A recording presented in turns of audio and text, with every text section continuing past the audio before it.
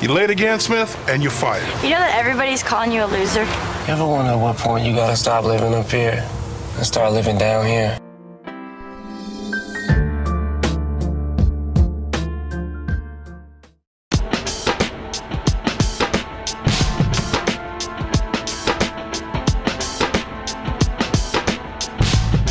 8 Mile is like basically the borderline for Detroit, and especially when I was growing up, the color line.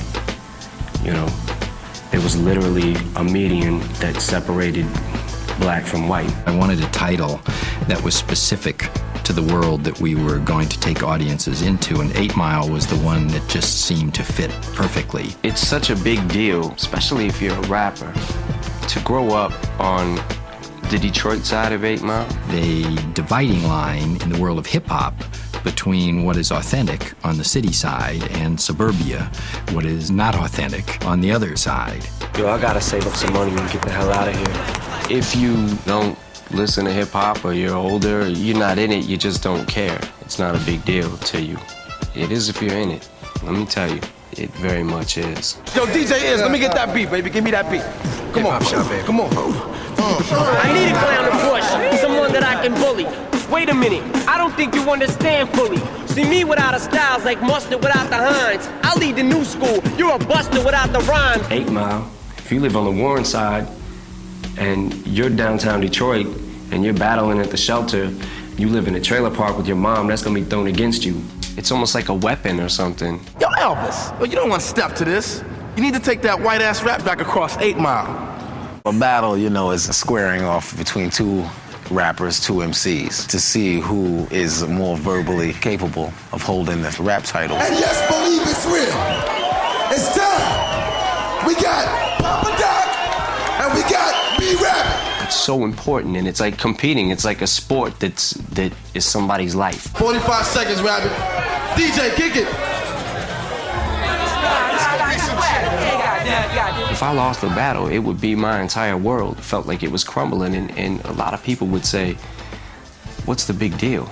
Get over it. You lost, try again, whatever. No, you don't understand. I just lost a battle. My whole life is over. When you step up to that mic and on that stage in front of a crowd, if it's 20 people, if it's 200 people, your rep is on the line. So put your hockey sticks in baseball bat away, cause this here Detroit 60 Mile Road is that away. It's the sport of it, and you can walk away from it, but at the same time, it's so intense, it can also be taken the other way. Caught Chokak at the shelter last night.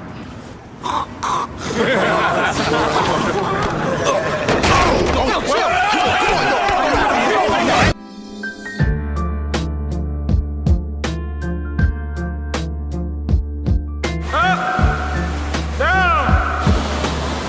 down to New Detroit stamping now. He got fired from a pizza place. Yo, at least I got a job. We took some things that happened in my life and put them in the movie and maybe twisted them a little bit and added some things and took out some things. He was fantastically articulate and almost eloquent speaker about his roots, how he grew up in Detroit, what hip-hop was to him, and how hip-hop worked. Put it this way, if it was based on my life, then it would limit me to things I could do, and there would be certain guidelines we had to follow. But with this character, it's like, it's cool because I can do other things with him that ain't me. I'm Hollywood now. I saw him on MTV years ago, and I really didn't know who he was.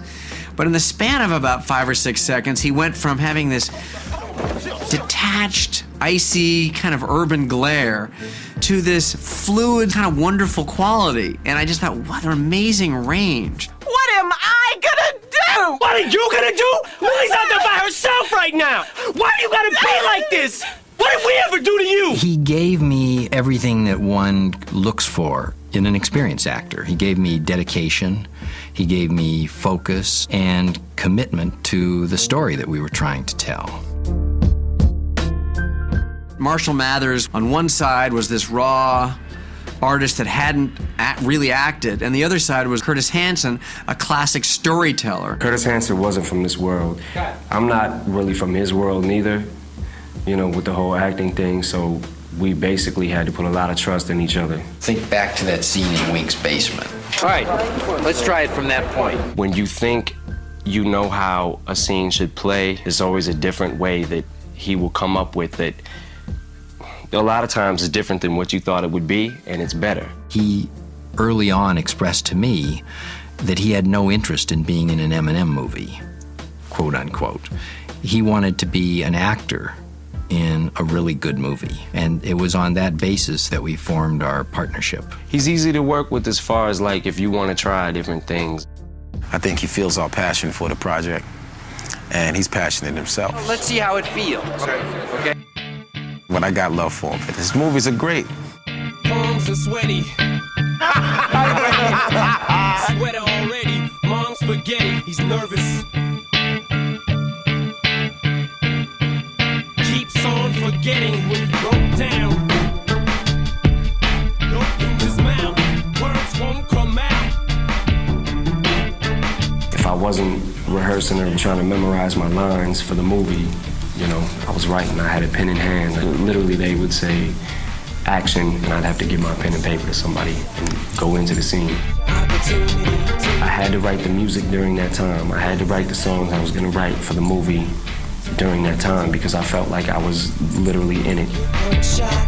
Creatively, for my music, this does a lot. It puts me back in that place that I was in 5 years ago. It's a lot of work, you know, going back and forth, trying to write the music and memorize the lines and do the scenes. But it all starts to blend together as one. It's just constantly moving, but I'm used to constantly moving.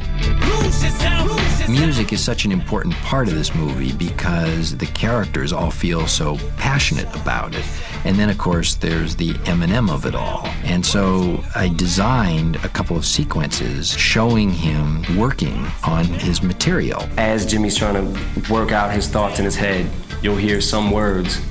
You'll hear the beat. The song Lose Yourself, that's the lead-off single for the soundtrack, you'll hear that as work in progress throughout the movie, and Jimmy's trying to make it and build it into a song. You'll see him on the bus, you'll see him on a couple of scenes at home, writing and trying to work out the words in his head. I did like a lot of the composing and scoring for the movie as well.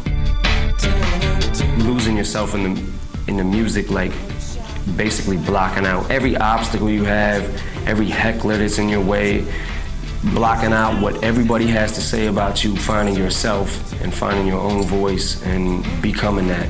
If you feel it inside, let it go. Don't hesitate. Lose yourself in the music.